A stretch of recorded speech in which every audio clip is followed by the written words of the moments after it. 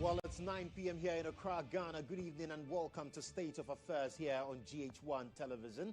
Tonight, we're turning our focus to a sector that has long been the golden bean of our economy. Talking about cocoa. So over a century, it has been the backbone of Ghana's export earnings, supporting the livelihoods of more than 800,000 farm families and contributing significantly to our gross domestic product. But today, the question is not just about its glory. It's also about cocoa's reality. Now, in the 2023-2024 crop season, Ghana's cocoa production dropped sharply to about 530,000 metric tons, which is one of the lowest outputs in over a decade. Now, down from peaks of over 1 million metric tons just a few years ago. So talking about issues that have affected cocoa production, smuggling, swollen shoot disease, illegal mining, galamsey. We've talked about that time and again. Climate variability, aging farms, and the fact that some farmers are even selling their lands off to illegal miners and others to grow rubber. So all of these have taken their toll. At the same time, global cocoa prices have also surged to historic highs, crossing $10,000 per ton in 2024, presenting both a crisis and then an opportunity. Well, today, the farmers are crying foul over indebtedness and a slash in producer price from 3,625 Ghana cedis per 64-kilogram sack to 2,587 cedis for the remainder of the 2025-2026 season. How did we get here? Why are we here? Let's listen to the Finance Minister, Dr. Kaselatu Bar-Forson, as he made that announcement. Cocoa Board Bill will be presented to Parliament to implement an automatic adjustment of producer price to align with movement in the world market price, exchange rate, and other key variables, and guarantees a minimum of 70% of gross FOB price to be paid to the cocoa farmer.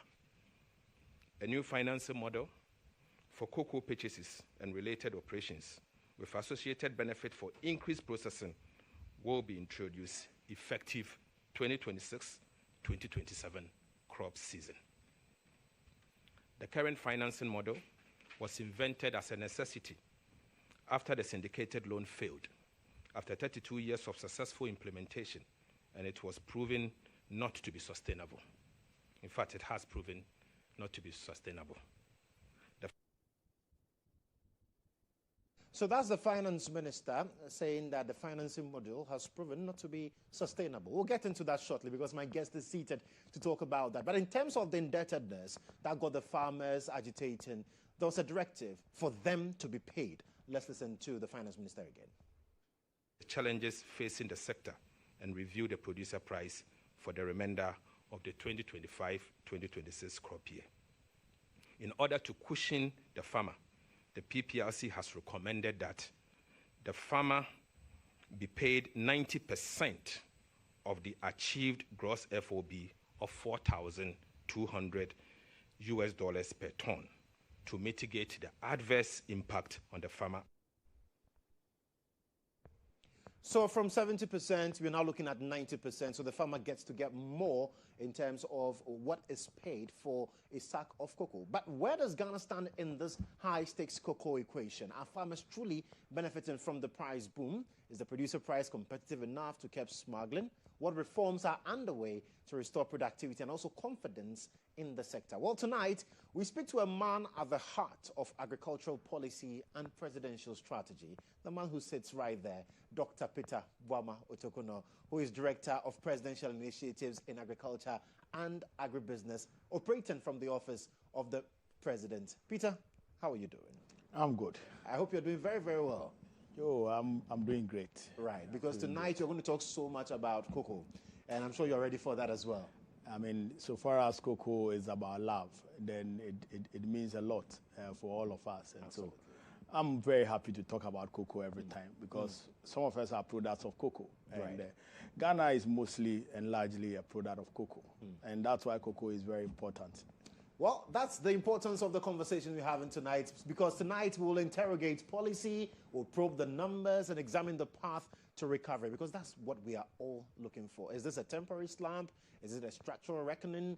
And more importantly, can Ghana reposition itself not just as a producer of beans, but as a powerhouse in value addition. I'm sure you heard from the president. He says that going forward, we're looking at, adding value to our cocoa so that we don't just export the raw beans. At least 50%. We'll do it right here. My name is Joshua Kodjo Mensah. This is State of Affairs. Welcome aboard.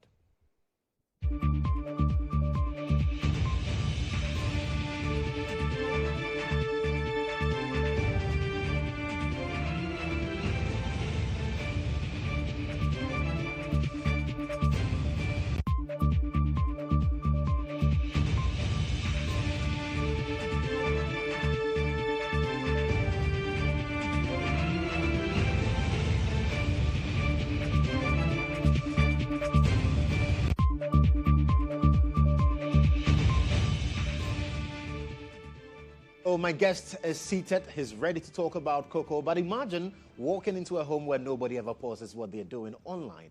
The girls are streaming the latest Netflix series. That special playlist is rolling. Daddy is on his usual Teams video calls. Uploads are uploading. Downloads are downloading. And not a single person says, my data is finished. Well, that's the power that MTN Fiber gives you. Unlimited internet for endless streaming, endless connection, endless everything for your home. Now you enjoy a special range of unlimited fiber internet packages, whether you are a new or existing customer. Just log on to the My MTN app and tap broadband, or simply dial *5057# to get your preferred unlimited MTN fiber package. Remember, MTN everywhere you go. My guest, Dr. Peter Boama Otokunor, who is the Director of Presidential Initiatives in Agriculture and Agribusiness at the Office of the President. And he says he's excited talking about cocoa. But in this day and age, with the benefit of all that is happening in the sector, are you still excited talking about cocoa? Well, looking at what cocoa is, every time you talk about cocoa, you should be excited. Except that we are in a particularly unfortunate period where we have had to take some of the most difficult decisions ever for government. And obviously, this is no fault of ours, but it's a decision that must be taken. Because as you said, it is a structural reckoning also. Because over the years, we have realized that we've made significant mistakes, which has led us into a particular position where we are not able to cushion the farmer as we used to. And we are not able to cushion the farmer even as we wish to. And what is the situation? And so the past 9 years, the management of the cocoa sector has been flouted with, wanton recklessness in terms of management. And if you want, the cocoa board has been run like a criminal enterprise, where most of the decisions that were taken were heavily injurious to the survival of the institution and the survival of our farmers. Mostly reckless, to say the least. And I have been wondering why anybody would make some of the decisions that the MPP government in managing the cocoa sector did. I have not gotten answers to that. What are some of those decisions? And I'm going to come to them very soon. Okay. So first of all, the very first one, you have a cocoa board management that would lock the country into a forward sales agreement. So this is the thing about the cocoa market. There are two instruments to trade cocoa on the international market. You either go on the spot pricing tool or you go on the forward sales. That's the futures market. Now, all these tools provide some comfort and they come with their own risk. And so what analysts do, experts do in this sector is that they are able to extrapolate and do analysis and be able to forecast and be able to determine that, okay, the futures market will do well in this period and the sports markets will do well in this period. So you diversify the risk and you do portions of the futures market and you do portions of the spot market. And this is what has happened in the past 8 years. In the past 8 years, the MPP government have locked the country in very strange, dubious forward sales that you can't imagine. And I will talk about even the recent one. In 2022-2023 crop season and 2023-2024 crop season, the MPP government signed some forward sales agreement. The first one, which was done in 2021-2022, was $3,200. Now, this $3,200 that they locked the country in, it means that we are going to be selling our cocoa at 3,200, irrespective of the market price, irrespective of the FOB price. And so if the market is doing well, you do not gain the opportunity to take advantage of the value from the market. You have to sell at 3,200. And you see, when they were selling at 3,200, the cocoa price went as high as $9,600, $10,000. And we were losing all that margin of about $6,000 per ton. Because we were engaged in forward sales. Because we had locked ourselves. And remember, the price you give to the farmer is a product of the FOB price or the international price. When you lock yourself in a forward sales agreement, it is the price you have locked, a portion of it that you will use to pay the farmer. And so, for example, in the 2023 season, what they were doing was that they were paying $2,500 to the cocoa farmer. Now, the $2,500, which they moved even to $3,000 in the 2023-2024 season, constitutes about 25% of the FOB price. But they were using their forward sales price to calculate the margins, and they came telling us that, oh, they are paying 76% of the price. Meanwhile, on the international market and in other markets, they were taking advantage and making more money, about $9,600 per ton from the cocoa. Now, as if that is not enough, the farmer losing all these margins, in 2024 season, they decided to even go further lower. I don't know who advised them that the price were going to drop in 2024. And they signed a forward sale agreement of $2,600. At the time, the futures market rose to about $12,000. The sports market rose to about $10,000. In some instances, $11,000. And they had locked their country in a $2,600 contract. Now, they pegged 800,000 metric tons as a target for that year. Yeah. They were able to buy about 781,000 metric tons. The 781,000 metric tons that they were buying, they locked all in the futures contract, so they didn't go to spot market. Unfortunately, they were not able to supply that contract because obviously the production too was low, and you were not giving the farmers what they are due. And there was demotivation. Some of them were giving it to galamseyers to mine their lands and their farm fields and so on and so forth. And so the productivity went down. Right. And you mentioned the lowest in the history of our country, 530,000. And so they were not able to meet the demand. Even with that, now they were stuck with about 333,000 metric tons of cocoa to deliver in 2025 when the season had passed. And so we had locked ourselves in a lower contract, first of all. We have lost several margins of about $8,000, $7,000 per ton. And we have had to push it into the succeeding year, which means that every cocoa we buy at the prevailing rate, we have to go and supply it at 2,600. So you have locked yourself in a 2-year streak of tightness, of losses, which you cannot do anything about. We had inherited this situation. And not that alone. Apart from the supplies shortages that the rollover of the 333,000 that we had to grapple with and find a way to supply. Yes. The monies have been spent anyway. We also were confronted with a total debt portfolio of about 32 billion Ghana cedi. That was on the books of Cocoa Board. And as if that was not enough, we were owing 26 billion in cocoa contracts. And so you have all these losses that you have had to deal with. In fact, in 2023-2024, when we went into the debt crisis, they had to restructure what we call the cocoa bills. Yeah. Because at the point in time, they were using cocoa bills to purchase cocoa.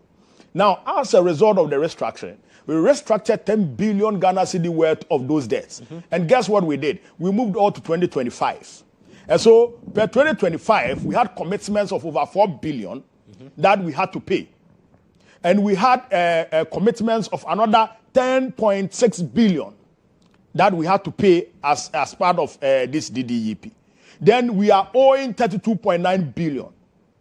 And you have to supply 333,000 metric tons of cocoa at a price of $2,600, when the price on the market is $7,200.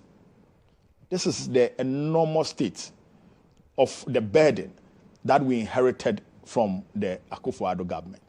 And all this debt and all this mess were occasioned by reckless decisions, reckless purchases. Are you aware that 4 days to elections, the management of Cocoa Board at the time, Juan Yedu and his people, the Akufo-Addo government, were giving letters of credit of about $48 million to go and buy cocoa sacks. And you know the irony. The irony is that in 2021, the cocoa sacks that we bought, that are in the warehouse, is the same sacks that we used in 2022, we used in 2023, we used in 2024, and in 2025 season, we have used same. And in fact, there is enough left to be used for 2026. Yet, in 2022, they imported cocoa sacks. 2023, they imported another batch. 2024, they imported another batch. All of which are stuck at the port. Is this not criminal? So who does this? It's a matter of mismanagement and decisions that were taken that did not inure to the sector. Absolutely.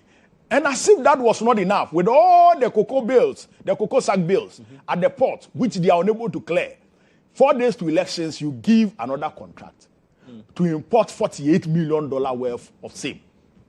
Who does that? The explanation has been that, well, there were tax waivers, so it was a good time to bring in those Which tax waivers? Which tax waivers? They are owing, they are not even able to clear the cocoa sacks. So the 3 years backlog of cocoa sacks are right there at the port. And you have imported another one. And we have to go and struggle and look for $48 million in addition to all the debts that I've mentioned. And you said this was what, pay. 4 days to the elections? 4 days to elections. And though, as if that was not enough, the 333,000 metric tons of cocoa that we have had to supply as a rollover, are you aware that government is losing between $103 million to $150 million on the supply of those commodities? Because we have had to buy the cocoa at a rate of $7,200 from the farmer to be able to supply that $2,600 forward contract. Now, if indeed we were not supplying that 330,000 metric tons of cocoa, do you know how much we would have gained at the price of even $6,600? We would have been making about $941 million, almost $1 billion.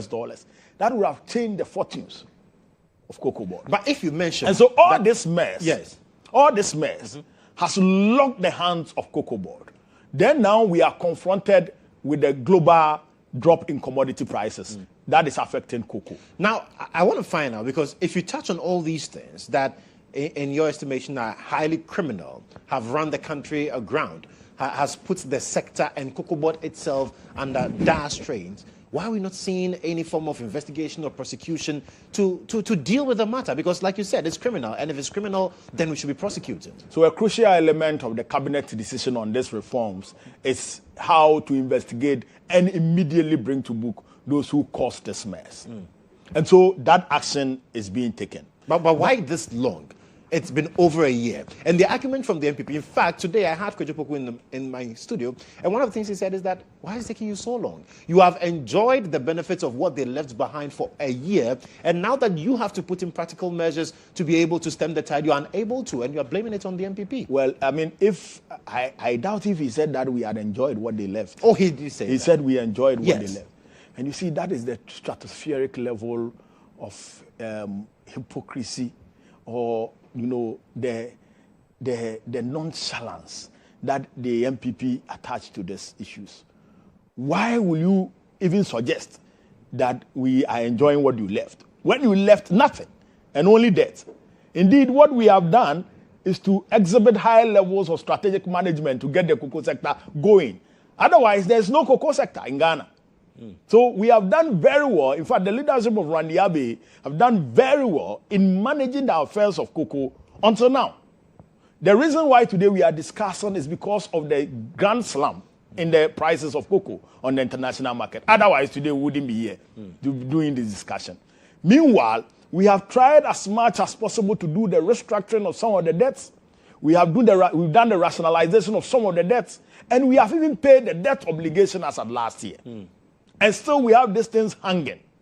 What has made it worse, and the reason why we have had to reduce this price, is that having all these obligations, the 26 billion Ghana cedi cocoa debt, the 32 billion Ghana cedi on the books, the 10.6 billion Ghana cedi, cocoa bill obligation that we have to pay to those who bought those bonds, and all those issues. That is why we have had to adjust the price at this time. Otherwise, government could have cushioned that. And so we set the last price on the 3rd of August. Yes. And the last price we said was $3,625,000. And that was giving you 58,000 Ghana cedi per ton. Now you have the instance where you set the price at 7,200. And it has dropped significantly. In fact, that's our last Saturday, it was 3,700. 3,700 cedis. We decided that, okay, let's even use 4,200, which was the price around somewhere last week or last 2 weeks, and use it to calculate the new price that we want to give to the farmers. Because if you look at the margins that we are going to absorb, if we continue buying the cocoa at that price, they will be going into billions of dollars. And it will make it very unsustainable to even buy in the next season. We can't survive it in the next season. And you can't send cocoa board books anywhere to even go and look for funding. Because already the books are bad. And you have to clean the books and make sure that government intervenes at certain points to make the books good enough to go to the markets. Because that is the plan, to go back to the markets. After the mess that the Kenuforiata Bawumia Akufo-Addo government created in the debt sector, with all the haircuts, the real haircut was given to the cocoa farmers and investors in cocoa in 2023.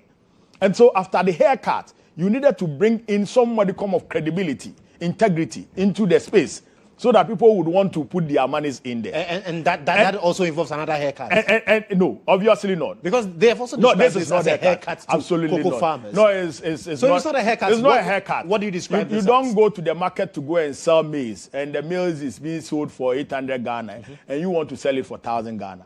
Or you don't go to the market to sell any commodity at all and expect to sell beyond the price.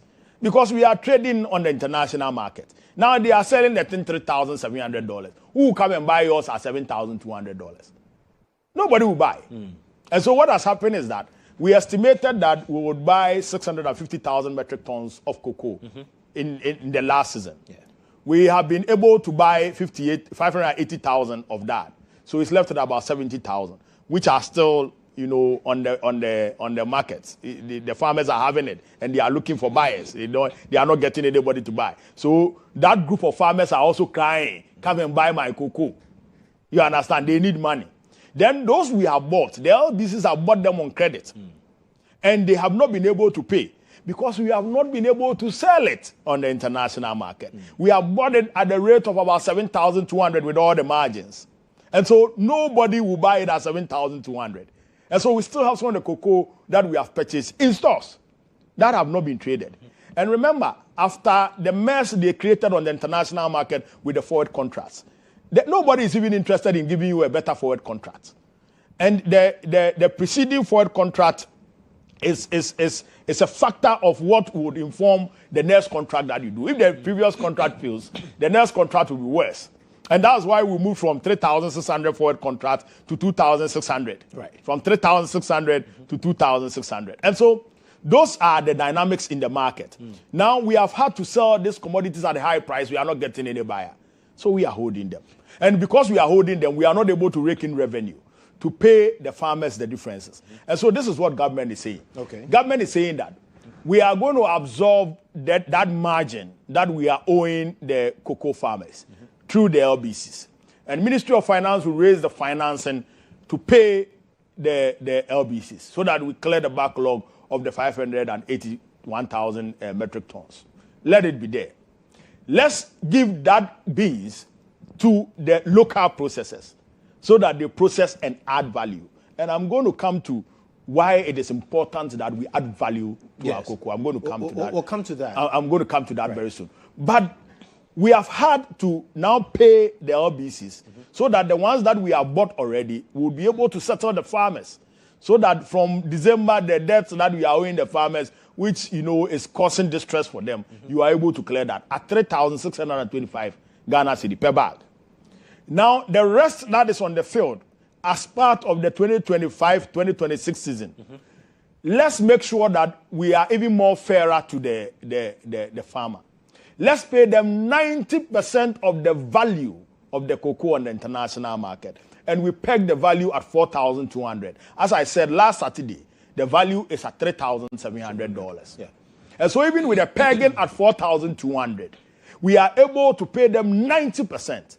And so what it means is that even at the current prevailing price on the market, we would be paying them almost about 99% of that value. 99% of the value on the market, because it's still dropping. And so the 2,587 per bag that we are paying now, which leads to about 41,000 Ghana cedis per metric ton, is something that is very difficult for government. And we know it will be very difficult for the farmers. But it's a very difficult time for all of us. And we have to tighten our belts. And it will be in the interest of the farmers and the nation as a whole if we take this decision now and try to cut our losses and try to restructure the system so that next season we are able to come back to the farmer. But Peter, than to give them now, right, and next season they will not be able to get any buying at all because Cocoa Board has gone insolvent. So was there no other option than for the farmers to take this slash? Because, I mean, it's the same year. It's the same cocoa season. It's not ended. And the MPP argues that, well, we've never seen this. Even when they had COVID, they were able to still absorb the shock. So is it that government did not have any other option than to slash the prices? What shock did they absorb? In COVID, there was no shock. They said COVID hit, but they still didn't reduce any prices. Absolutely no shock. The price was good. Cocoa price was good during COVID. In fact, the rates at which they bought the cocoa price, in fact, if you look at the trends, and last week I saw an analysis done by the LBCs comparing the prices that is given to the farmer at farm gate and the FOB price, and if you want, even the terminal price. And it will surprise you that the MPP have never paid beyond 30% of the FOB price. They have never. They're 8 years. In fact, the first 4 years of the MPP government, they didn't even increase the cocoa pricing. And so they cannot say they absorbed anything. They have actually not absorbed anything. We had a global crisis. They could not even ship easily as it was. In fact, they have actually mismanaged Cocoa Board criminally. And they have managed Cocoa Board recklessly. And they have saved no farmer at no point in time. And they have made the farmer worse off. They've made the economy worse off. Indeed, if they were making the right decisions, Ghana's economy would have been better off. Do you know cocoa's contribution to GDP? In fact, the highest we had under the MPP was, I think, 2021. And that was contributing $2 billion to our economy. Since then, it dropped to as low as $500 million to the economy. That's at 2023 and I think 2024. Last year alone, with all the challenges that we went through, with all the difficulties that we went through, because we were selling at spot price, we were able to bring in $3.9 billion to the economy. $3.9 billion. Go and look at the books and the contribution of cocoa to the economy. You would realize that at no point in the last 9 years have we chucked $3.9 billion of forex into the economy. But cocoa did that last year because of the strategies that we employed. Now, it is no fault of ours that the cocoa price on the international market is falling. And it is not only Ghana that has reduced our farm gate price. Ivory Coast have done same. Ivory Coast was selling at 3,500 and something Ghana cedis, relatively, on the international market. I think that came to about 179,000 CFA franc. Now they are selling at 2,800. They have also reduced. From last Thursday, Friday, they have reduced their prices. And this is the fair. They were buying 3,500. They have reduced to 2,500. So it's a nominal reduction, right, which is responsive to the drop in the international prices. It's not because you are giving anybody a haircut. It's not because but government it's because you want and to be government fair. wants the cocoa in fact, farmers to suffer. It is actually because government wants to be true and fair to the cocoa farmer. And never in the history of this country has government been very true and fair with the cocoa farmer than the Mahama administration have done in the last year. And the reason is very simple.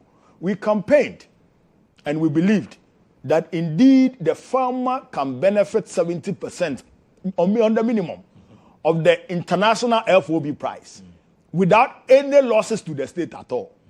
And so you will recall that in 2024, we were saying that, look, the kind of price you are selling on the market, you can sell at 6,500 Ghana cedi. And it was simply because the dollar was 16 cedis. The cocoa was virtually selling at $10,000 on the international market. And if you do the conversion, a metric ton of cocoa was costing 160,000 Ghana cedi, which is owed 1.6 billion.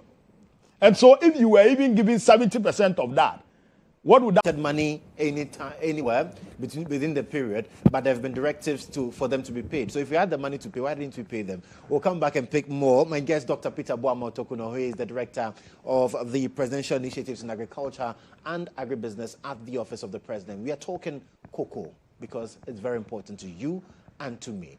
This is State of Affairs here on GHOne Television. We'll be right back.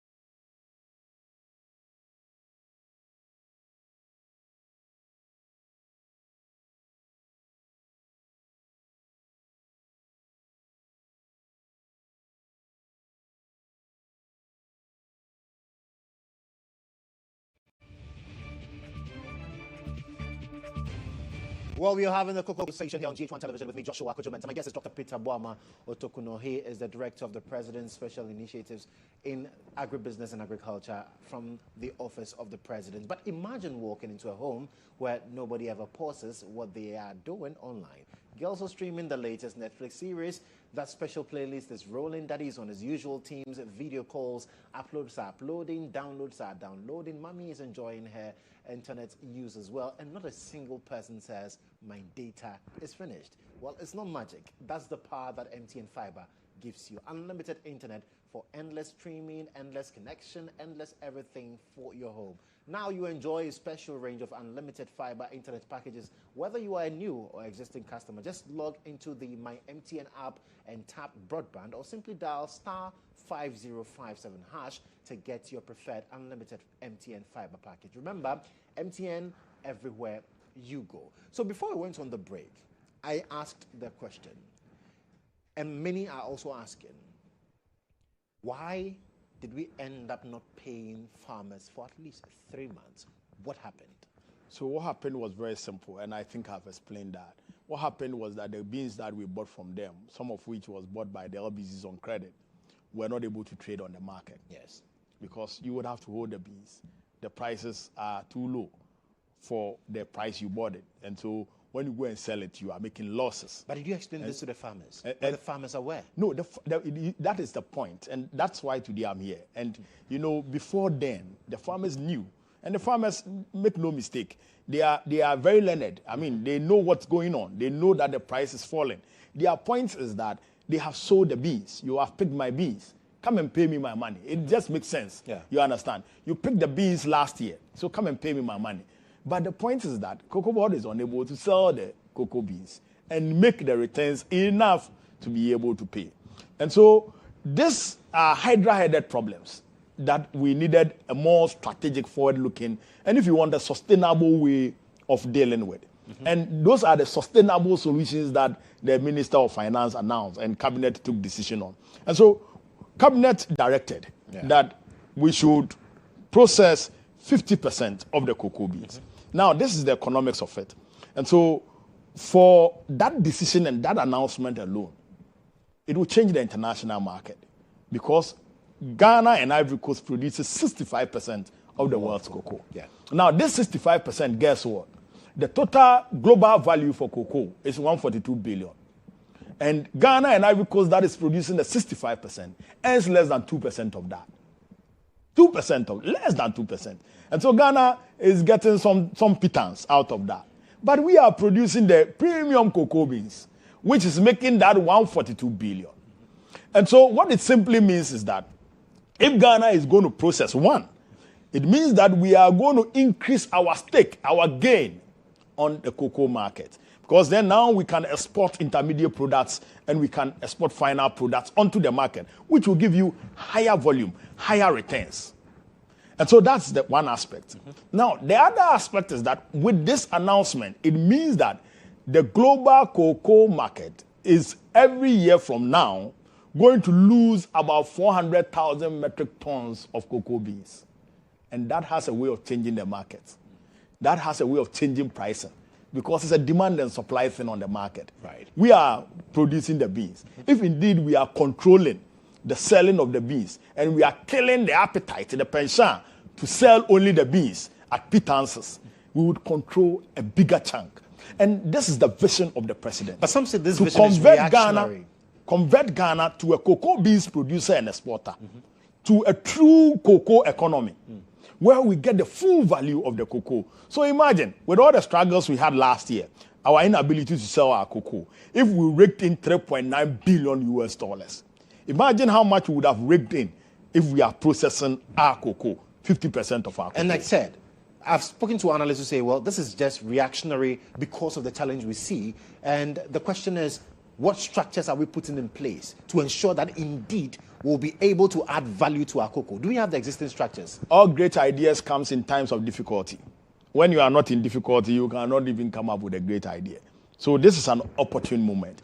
But guess what? We have been talking about this time without number. In fact, even as part of our campaign, those were the issues. In fact, if you pick our manifesto, those were the issues we spoke about in our manifesto. And the fact that we are going to move away from those dubious forward sales and restructure the cocoa economy, restructure Cocoa Board. And if you look at the reforms, it spells out all this. And so beyond the 50% that we are going to produce, we are going to process, which is very key and which is very workable. Because if you look at the processing companies that we have, from CPC to all the private companies, they require 400,000 metric tons of cocoa beans every year to process. Guess what? All the cocoa beans that we produce, which we call premium, none of it goes to these companies. So our companies that process beans, cocoa, do not get access to the premium cocoa beans to process. Because we export. Because we export. And mostly we had locked ourselves in contracts that we cannot turn. In fact, what we call even the light crop, there's a main crop and the light crop. The light crop comes in the light season, where you are not getting heavy, yields. The light crop, which mostly is of low quality, which we give to the local processing, even that one, in the past 3-4 years, we have not been able to do that. And so it has gotten to a point where we have had to import In fact, I just saw the report from Statistical Service, which said that last 2 years, 2024, we imported about 103,000 metric tons from Ivory Coast. Yeah. And there have been times, in fact, if you had followed me on cocoa discussions in the run-up to 2024, and some of my articles I wrote in 2023 and 2024, I had decried why cocoa processing companies in Ghana were importing cocoa beans from Nigeria, for example. How do you get to that? It should never happen. You understand? So it is because of our strategy, our plan, and the management at Cocoa Board. That is why we have had to struggle. And so because of that, it becomes exceedingly expensive to process cocoa in Ghana. Most of the cocoa processing companies do not process throughout the year. They do only in season and close. Then they go and sit at home. People lose their jobs. Then when the season comes, they start processing. But this decision is going to change it completely. And look at the good news. They are going to get it at a good price. Because if we had not reduced the price to 2,500, it means that we have had to sell that cocoa to those processing companies, the one that is not able to go to the international market, which we are holding. We have had to sell to them at 3,600. And so at this time, they would be able to get it a little bit less. It will cut down their overhead. So the market and with is the decision itself, it will cut the overheads of the processing companies. It will make them more productive. They will be able to employ more people. They will be able to generate more output, and they will be able to bring in more forex. So the market to absorb the 400,000 metric tons of cocoa is available. It's available. It's available. In fact, the installed capacity of all the processing companies currently in Ghana goes beyond 400,000 metric tons. And so we are assuming that if we are giving them the 400,000 metric tons, which would be about 50% averagely of what we produce, they would be able to run sustainably. They would be able to run productively. And they would be able to create and sustain jobs. And most importantly, bring in the forex that we so need. In fact, you know, the Cocoa Board institution that was put in place to achieve two objectives. The first is the agronomic objective, where Cocoa Board is able to provide the needed support to the farmer for the farmer to cultivate, produce cocoa productively, have higher yields, and do it at a lower cost. And so that is the responsibility of Cocoa Board. And that was why under President Mahama, President Mills, 9 years ago, we were giving free fertilizer to the cocoa farmer. We were doing free spraying exercise for the cocoa farmer. We were doing most of the things free, so that the overheads, the cost of inputs for the farmer would be almost eliminated, so that the farmer can get full implications of the work they put in. Right. From 2017 to 2024, all these, input support programs that were given to the cocoa farmer was withdrawn. And so with the reduction that we have had in price, from 3,600 to 2,500. And with the reintroduction of the free fertilizer, of the spraying exercise, and all the support that we give to the farmer, all the input support we give to the farmer, it means that the profit margin of the farmer will now be enlarged, will be expanded. And so previously, if the farmer was spending about 1,800 Ghana cedis on an acre of cocoa farm, that farmer will be spending less than that 1,800. In fact, he will be spending absolutely nothing when it comes to fertilizer, which was almost even 700 Ghana at the time. Now fertilizer is almost 350 because of the restructuring of the macroeconomy and the fact that the cedi is now stronger. So all those prices have come down. And so the farmer will be far better off in real terms of the gains that they are making from even this new price than in 2024. And so all these things have been carefully put in place to make the farmer more productive, so that they produce more and yield more. And remember, as I have announced repeatedly on many platforms, the vision of His Excellency the President is to multiply the cultivable plantation of cocoa in Ghana. And his target is for us to add about 200,000 hectares new cocoa plantation. And so in my office, together with Cocoa Board, we are working on an initiative we call the Youth in Cocoa Farming Initiative. Which Youth in Cocoa Farming Initiative is going to look at cultivating about 200,000 hectares led by young people, provided with the input to cultivate, so that we can, as well, among other things, reduce even the cocoa growing age from 60 years to 25 to 30 years so that young people can get involved. And we are working on that feverishly. In fact, if you look at the climatic change and the effect on cocoa yields in the southern belt, it is something that must be done immediately. Okay. And so this project that we are doing is mainly focusing in the middle belt of Ghana, where we believe that the climate is still intact. Environmental degradation and illegal mining has not changed the climate that much. Right. And that is the OT belt and water. And if you have studied the data, you will realize that last year we had one of the biggest yield returns from that belt. Okay. And the Minister of Finance was talking about it. Very huge. That is a belt that we do not even pay attention to. But it's a place where we can grow new plantations. And so the vision of His Excellency the President is to double our production capacity. And guess what?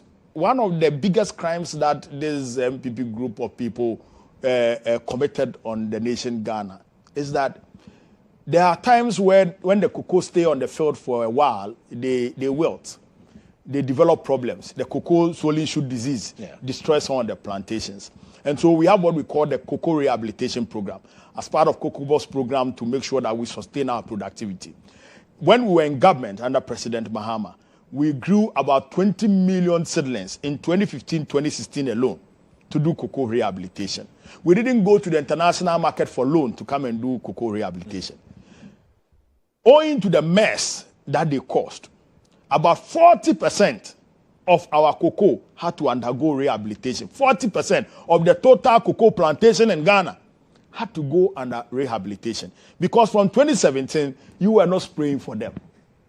And the commodities for spraying, the agrochemicals, has become expensive. You were not giving them fertilizer. So the cocoa will wilt, and some will suffer the disease. So a whooping 40% had to go under rehabilitation. And guess what they did? Look at what they did. They went to the international market, borrowed $350 million. Under the guys that we are coming to use it to do cocoa rehabilitation, replaced the 40% of the cocoa plantation. Then they chopped the money. They didn't use it on cocoa rehabilitation. They took 700 million Ghana cedi from cocoa board accounts, in addition to the 350 million US dollars. And that one to Yamutu. And guess what? The 40% of the cocoa plantation that were in wilt, that needed to be rehabilitated, they couldn't do it. Even less than 10%, they couldn't.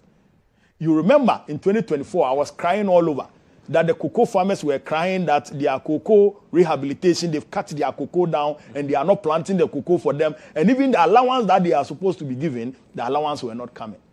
Yet they had collected $350 million, others from $700 million, and Ghana cedi, and we don't know where the money went.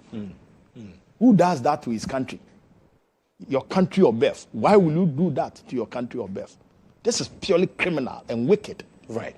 And so the MPP have no moral authority, no moral grounds at all. And I felt ashamed for Kodjo Otokunor and his likes when I saw them do that press conference the other day. Completely shameless. Completely shameful for them to come out that way.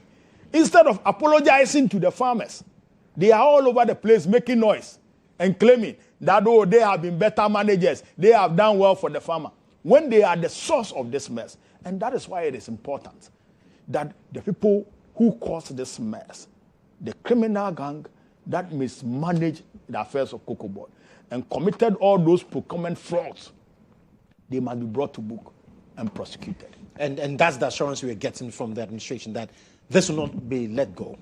It is not just an assurance. It's a cabinet decision. And I'm sure the Attorney General, the past few days, he has been very, very hot. Right. If he has not started anything, he would be very, very hot. So you talk about exactly, and I remember hearing from the finance minister talking about the fact that, well, the model we have adopted, in fact, the forward sales that we locked ourselves in, and you have elaborated on that and its impact. It's still a strategy for sales. So what's this administration's strategy when it comes to dealing with that? Aside, of course, we being able to process 500 or 50% of the beans that we produce here. So we are still going to be playing in the market, and we are going to be playing with all the instruments in the market. And the instruments in the market are available for us to play with. Yeah. Now, it will require, succinct, efficient forecasting to be able to deploy those tools efficiently. If you don't do proper forecasting, you can, take advantage of those tools efficiently. And so we are going to be deploying both. There are times where we will do forward sales, but when we are doing forward sales, we will do the forward sales in such a manner that we don't shortchange the farmer.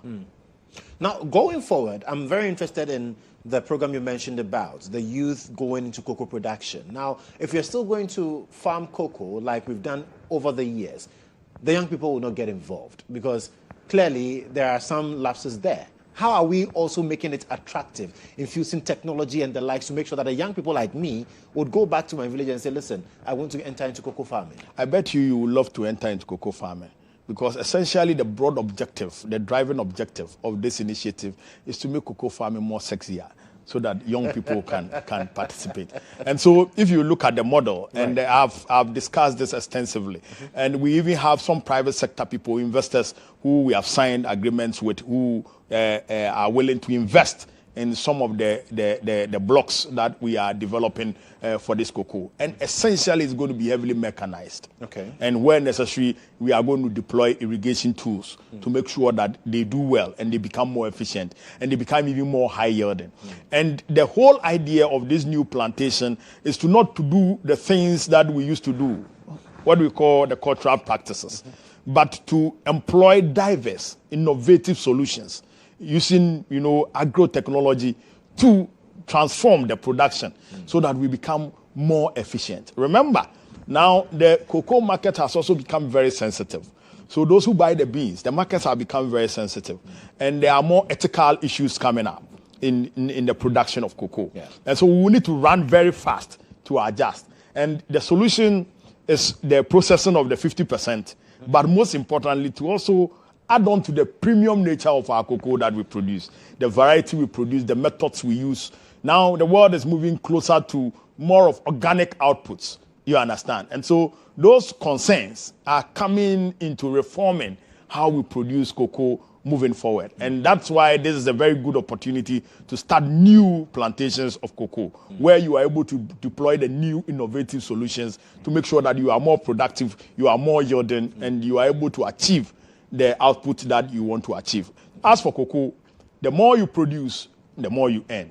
The more you produce, the more you earn. And it is a commodity that will never lose its value in the world. Right. It's a commodity that even experts are saying that in the next 20 years, in the next 40 years, would be the most required, the most demanded commodity on the international market because of its health implications and what it does for longevity and all that. And the world is looking at solutions to living long. People are working out various solutions, skincare and all those things. And so cocoa is the future, and we cannot abandon it, particularly when we have the advantage of knowledge and experience, when we have built capacity and experience in the sector. We can't let that go.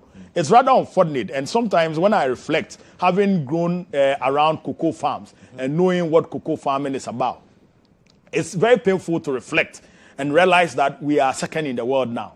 We have no business being second in the world, but it is because of the management of the sector. In fact, when we had visions to plant and grow more output, we had the resource. In fact, the last 8 years when we were in power, we sustainably chucked between 900,000 and 1 million metric tons. Sustainably, continuous.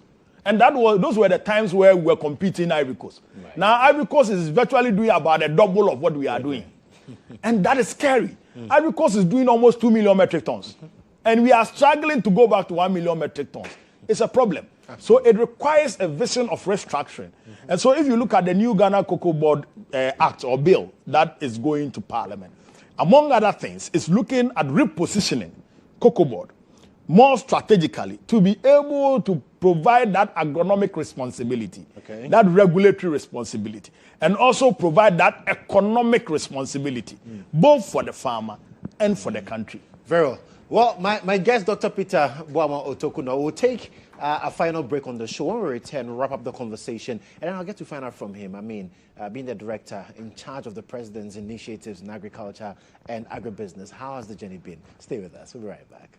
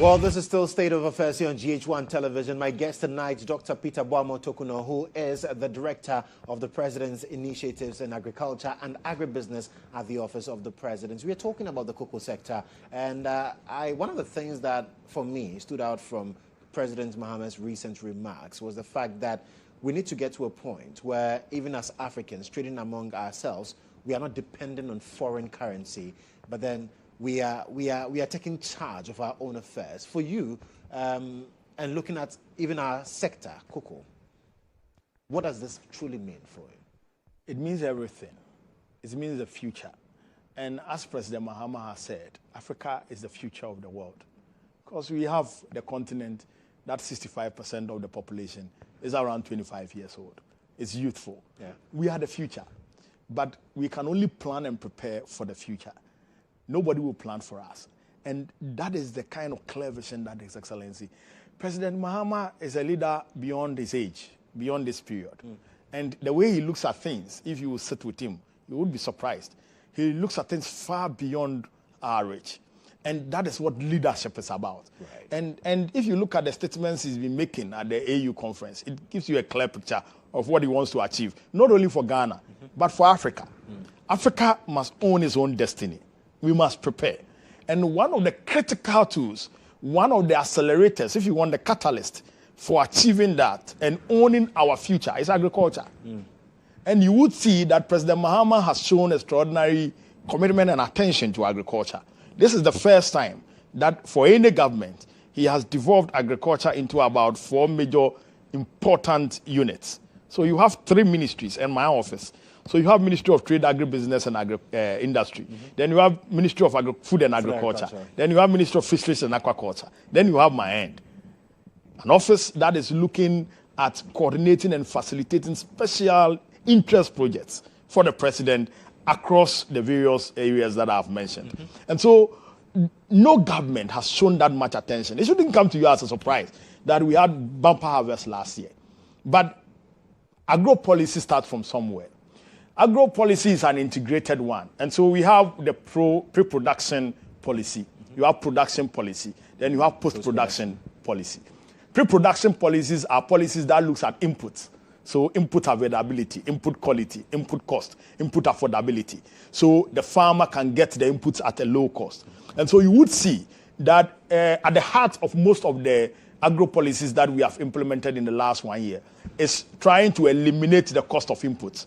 And so last year, as part of the Feed Ghana program, you would see that the farmers were being given free fertilizer, free seeds, so that they go and plant. So you eliminate the cost barrier. When you eliminate the cost barrier, the next level is to introduce efficiency, so that the farmer will become productive. What makes the farmer efficient and productive beyond the quality of the inputs? It's mechanization, technology. And you will see that over the years, we've been talking about technology, but we have not put concrete action. The last year, we have put concrete action to trying to make technology available for the farmer, so that the farmer can be efficient on the farm and produce large volumes of output. And so last year, most of the output that you have seen is because a lot of young people were enticed to go into agriculture, and because they were getting the support to go into agriculture. From my office, I ran a project called the Dubidi Initiative, and it's an integrated outgrower program that we tried to pilot in rice and maize. And for the rice alone, we targeted about 10,000 acres among 10,000 farmers who are 10,000 households. And we had significant yields, almost about 100,000 bags of rice, you understand, under the Dubidi project with a private partner. And so these are many models that we are deploying. And so there are companies that are there that are dealing in inputs. And you could model a business plan or a business model that will get them to give the inputs to the farmer. Not necessarily leaving government buying for the farmer. Give it to the farmer uses it and recover in the harvest. And that is how we designed the Dubidi model. And we got some private partners to do this. And so you would have bumper harvest if the young people who have completed school and have some land, 1 acre, 2 acre, know that government will give them the inputs for free or will give them the inputs on credit. They would want to take it because when they finish harvesting their crop, you are not going to tell them to go and sell and come and pay you. You not give them any pressure. You recover in the harvest. You understand? So that they can now sell the rest even to you. And that becomes a more sustainable model. And so whilst you deal with pre-production, policies to make it convenient, comfortable, exciting, to draw in young people, and you are looking at production, policies that will make them more efficient, which kind of variety are you producing? Is it a variety that goes well on the market? For rice, for example, the reason why the Ghana rice has become a toast of many is that there are two main varieties, the Agra and the Esbaika. The Esbaika is like any perfume rice you have ever eaten. Those days when we were young, there was this perfume rice that when your parents cook, you could smell from the junction. Yeah. You understand? The Esbaika has that kind of flavor. And these varieties were developed in Ghana by CSIR and SARI. And these varieties are doing well. Very high yielding varieties. And so you promote those varieties for the farmers to grow. Right. Because it smells good. And the Ghanaian taste, they like the long grain and the smelling, perfumed rice. And so that helps you. And so those are production policies that you put in place to make sure that the farmer is able to produce what the market wants. And then when you finish, the post-harvest management, which is very broad, the harvesting, the handling, the transportation, the storage, the mailing, and all that. And at each stage of this value chain, you have to put in measures to make sure that they are efficient. And that's where the farmer service centers comes in. And so Farmer Service Center is going to be a 360 service provider for mechanization, both in terms of land preparation, in terms of, production. When you need spraying, mass spraying on your farm, you need, boom sprayers and all that. You would get it from the Farmer Service Center. When you need combined harvesters to harvest your crops for you, you get that service also. When you are finished harvesting, you need storage services. The Farmer Services Center provide that for you. When you finish storing and you want to go to the market is enhanced. Because then you would have also invested in building a sustainable economic environment where agro-industry thrives, where value addition thrives. And there's a thing about food security. Okay. Maybe we have to get a time to discuss this. Because I just want to find out from you, because what you're telling me now, for me, it sounds like we are very close to getting food secure, so that we can at least ban the exports of all these commodities that we have talked about year on year. Exceedingly. Look, very soon we are going to ban the importation of rice. Very soon. Very soon. In the coming years. In the coming years. If you look at I have done an analysis with my team of the production growth of rice. And we are looking at by 2030, we may ban the exportation of rice, because we would have produced so much that we'll be able to meet the entire total consumption of the state and even export. Wow. And so these are things that must be consciously done for every government where they sort. If you want to solve the problem of agriculture, first you look at it from production. And when you look at it from production, obviously you have some of the excesses that we have had, where farmers are crying that we have harvested, we are not getting anybody to buy, buffer stock is not buying, and there's a glut. You would get that. But at the heart of it is an opportunity for agribusiness to grow, opportunity for value addition to come in. And so people now look for alternative measures of adding value. So you eat cornflakes. We love cornflakes. Our kids love cornflakes. But you are producing corn in excess. You love rice. And most of the cereal that you eat is produced from rice. So why do we have to get the rice, glut? Why do we have to worry about rice glut? So it's the opportunity for investment in these areas. And there are so many of them coming up. In actual fact, in my office, one of the projects that we are working on is to set up an additional ethanol plant for maize. Okay. Ethanol is becoming one important global commodity in high demand because of the climate change and the green economy and all that. Most countries are passing laws that requires vehicle users to add ethanol to their fuel. And so it's in high demand, particularly in India. Now, it's in high demand. So you see there are a lot of Indian investors that are hovering around looking for opportunity to set up ethanol plants. So if you don't produce enough maize, how can you serve the plant? And the sad news for Ghana is that the maize is not it's not for only animals. In other countries, corn goes mainly for livestock production. But here we compete with the corn. I love my kinkage. I love my banku. What is corn? It's more timber. It's more asanima timber. You understand?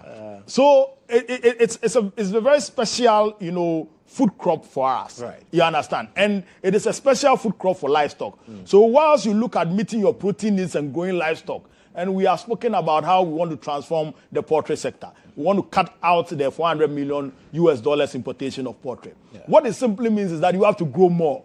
And if you grow more poultry, you need more grains, you need more maize. In fact, you need more rice, you need more soya bean. And so that means that government efforts in producing more soya bean, more maize, more rice can never be in vain. Absolutely. And cannot go waste. Right. And will not be a missed strategy. It's a clear strategy that is feeding into the broad, agro-industrialization plan of President Mahama. Very well. Doc, I'm sure we'll have to get you back and then look at your office itself and the work that has been done so that at least the people of Ghana can get to appreciate what this administration is doing in agriculture. But thank you so much for coming. Thank you for having me. Dr. Peter Boama. It's been a great time. In fact, you look very chocolatious.